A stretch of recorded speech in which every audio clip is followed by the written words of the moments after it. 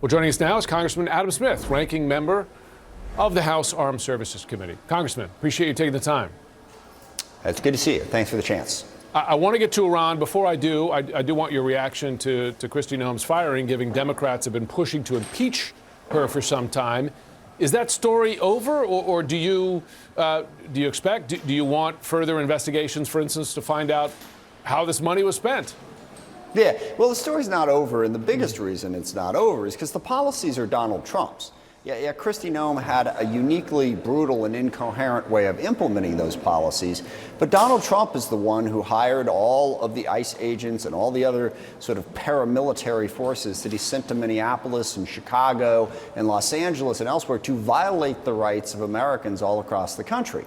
That's still happening, regardless of who's in charge of DHS, which is why it's so important that Congress passes restrictions on what ICE can do, which is what we're fighting about up here on the Hill. Yeah, I mean, Kristi Noem had a bizarre way of doing her job, but the real problem is Donald Trump's policies. And yes, second piece, if in fact she was, using funds inappropriately, taxpayer money to run those ads, then yes, we should look into that. I don't have much confidence that the Republican majority will do that. Fraud and corruption are simply the way this administration governs, but we should push it, and we should look into it and hold her accountable for how she spends taxpayer dollars.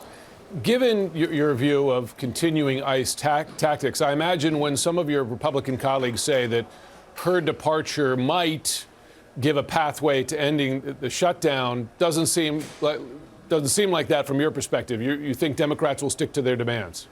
Absolutely, and I think the Republican approach on this, and I happen to hear it from some guy standing next to me here in Capitol Hill, that, this is politics. Politics, that Democrats are playing politics. Yeah. Two people were effectively murdered by ICE because of those policies. Those policies are important. We're not playing politics. And if you want to fund the Coast Guard and TSA, we are all for funding that. Fund it. It's ICE that we want reformed, and we should. Okay, let's talk about Iran, given your position on the Armed Services Committee, just from a big picture perspective. But before we get to end goals here, which I know the administration hasn't quite articulated, but from a military perspective so far, several days into this war, would you say that in terms of degrading Iran as a military power, military threat, it's been successful so far? We are, without question, degrading Iran's military capability, but we've done that before. The question is that the full-scale war that we've now launched throughout the Middle East that is involving, I think it's now up to 14 different countries that are engaged in this, the sheer cost and the sheer expense to reduce Iranian military capability, not eliminate, mind you, but reduce, and that's why the in-state matters so much. It seems like the Iranian regime is firmly in place. The administration has no plan whatsoever for replacing it. Weeks, months, whatever it is. When this is done, a regime will still be in place that is inclined to build back up its forces, and by the way, build back up its nuclear weapons program. And how does that change anything after however much this is going to cost and the damage that it's going to do? So that lack of an end game is a problem. Yeah, sure, we're degrading their military capability. We're not eliminating it, and we are destabilizing the entire Middle East.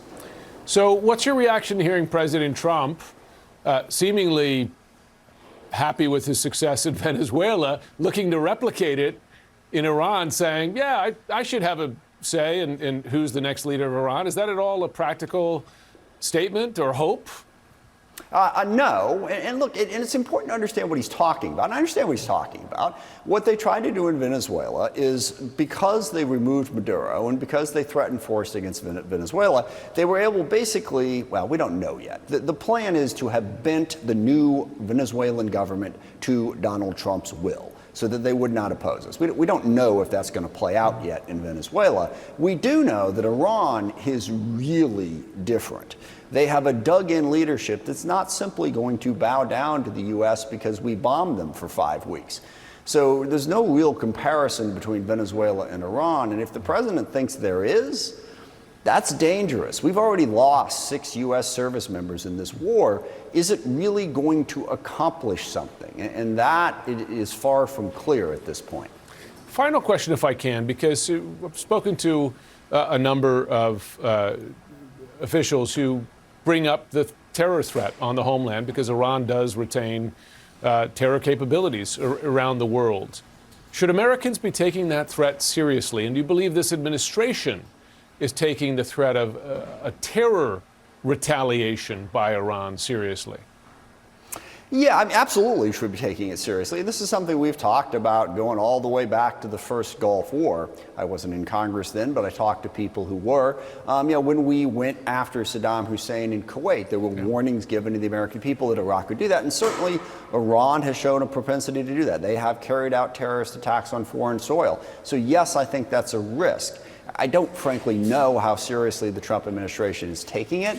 I'm concerned about how the Justice Department seems to be distracted by other issues like, I don't know, prosecuting 6 members of Congress for something they said. So I'm worried about that. But yes, that should be a concern. And I do hope that the administration is taking it seriously.